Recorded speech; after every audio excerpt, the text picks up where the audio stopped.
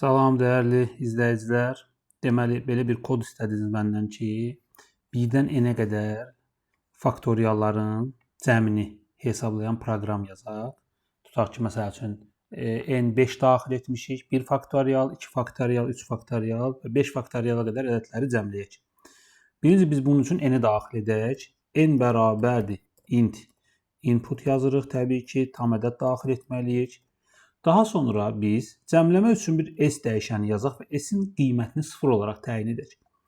Sonra biz burada təbii ki, hər iki dövrdən istifadə edə bilərik. For və while dövründən istifadə edə bilərik. Bu dəfə for'dan istifadə edək.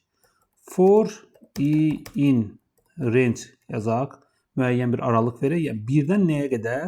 1-dən deməli n plus 1-ə qədər.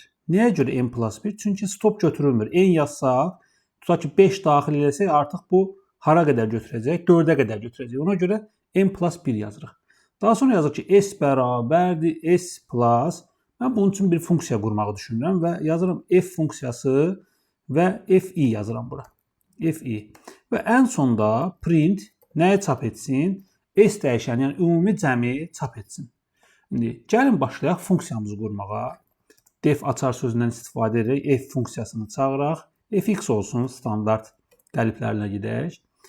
Burada nə deyək? Faktorialın hesablanması üçün f bərabərdir 1 yazaq. Yəni faktorial bizə f dəyişəni vasitəsilə qayıtsın. Daha sonra burada while-dən istifadə etmək istəyirəm. Deyirəm ki, while nə qədər ki, daxil etdiyim x böyükdür 1-dən yazsam, 1-in özünü götürməyəcək. O zaman biz məcburən s-in başlanğıcını 1 verməliyik. Çünki 1 faktorial onsuz da bizə 1 verir. Əgər 0-dan başlatmışıqsa, deməli 1-in faktorialını hesablamalıdır. 1 faktorialı hesablamalıdır. S böyük bərabərdir 1 yazaram burada. S böyük bərabərdir 1 yazaram. Daha sonra deyirəm ki, f bərabərdir f vurulsun x-ə.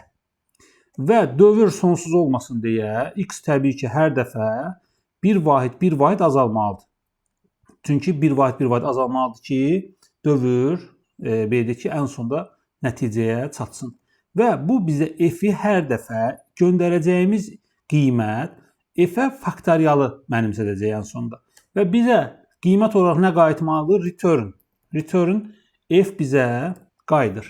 İndi biz bunu çalışdırmamışdan öncə gəlin kiçik bir test edək özümüz. Görək həqiqətən bizim yazdığımız kod çalışırmı? Baxın, tutaq ki, mən deyirəm ki, n-ə 4 daxil etsəm, nəticəm nə olacaq? 1 faktorial, üstə gəlsin 2 faktorial, üstə gəlsin 3 faktorial, üstə gəlsin 4 faktorial. İndi 1 faktorial bizə 1 verir, 2 faktorial 2, 3 faktorial 6, 4 faktorial 24 qiymətini verir. Deməli, 6, 24 nə olur? 30, 33. 4 faktorialda 33 verməlidir bizə. Və biz 5 faktorial yazsaq, 5 faktorialda 120 olduğuna görə 120 və 33 bizə 153 qiymətini verər. 2 qiymət versək, təbii ki, birini belə versək, doğru və yaxud da yanlış olduğu ortaya çıxır. Gəlin indi 4 faktorial və 5 faktorial qiymətlərini verib yoxlayaq. Run edirik buradan.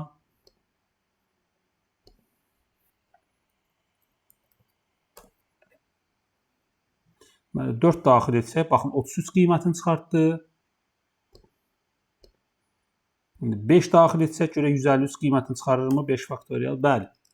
Deməli bizim proqramımız doğru çalışdı. Hələlik sağ olun.